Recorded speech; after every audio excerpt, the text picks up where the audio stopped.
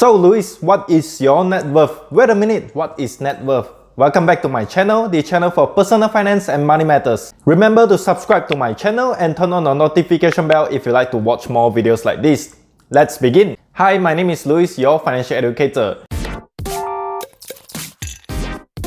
In simple explanation, net worth is the value of the assets a person or corporation owns minus the liabilities they owe. Let's say the value of your assets is $50,000 and the value of your liabilities is $40,000, then you have a positive net worth of $10,000. Therefore, it is an important metric to gauge a person or company's financial health, providing a useful snapshot of its current financial position. Net worth can be described as either positive or negative. Positive net worth means that assets exceed liabilities, and negative net worth means that liabilities exceed assets. Positive and increasing net worth indicates good financial health. Decreasing net worth, on the other hand, is cause for concern as it might signal a decrease in assets relative to liabilities. The best way to improve net worth is to either reduce liabilities while assets stay constant, or rise or increase assets while liabilities either stay constant or fall.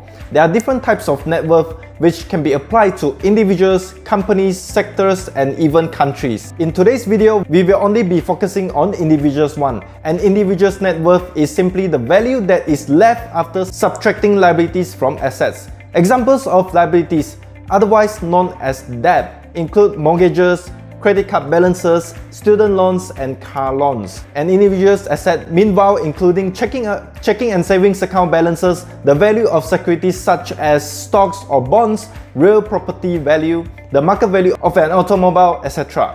Whatever is left after selling all assets and paying off personal debt is the net worth. Note that the value of personal net worth includes the current market value of assets and the current debt cost. People with a substantial net worth are known as high net worth individuals, HNWI, and form the prime market for wealth managers and investment counselors. Investors with a net worth excluding their primary residence of at least $1 million, either alone or together with their spouse, are accredited investors in the eyes of the Securities and Exchange Commission (SEC) and therefore permitted to invest in unregistered securities offerings.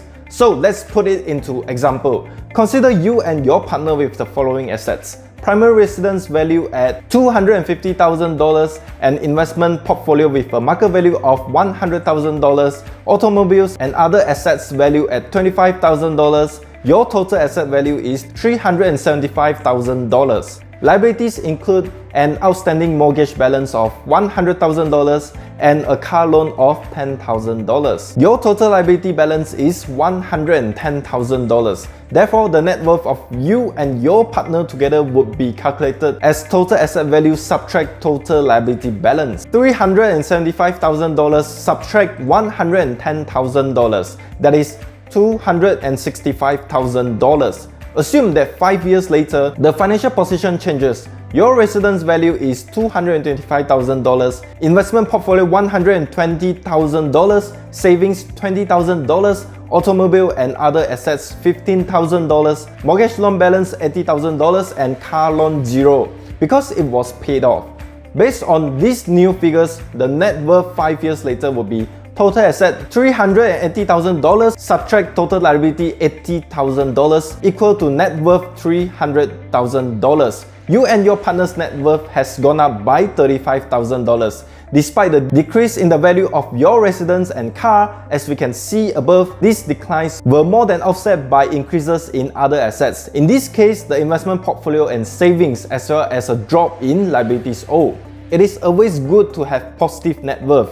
However, there are special considerations that are negative net worth. A negative net worth results if total debt is more than total assets. For instance, if the sum of an individual's credit card bills, utility bills, outstanding mortgage payments, auto loan bills, and student loans is higher than the total value of their cash and investments, net worth will be negative. In this case, the individual may file for bankruptcy protection to eliminate some of the debt and prevent creditors from trying to collect on it. Of course, most of us wouldn't want to fall into filing bankruptcy, so the key to prevent falling into the trap of negative net worth is to always look at your own financial health from time to time. Make sure spending is not more than earning. That's the key not to fall into the trap of negative net worth. Like this video if you find it useful, and remember to subscribe to my channel. Thanks for watching, see you in the next video.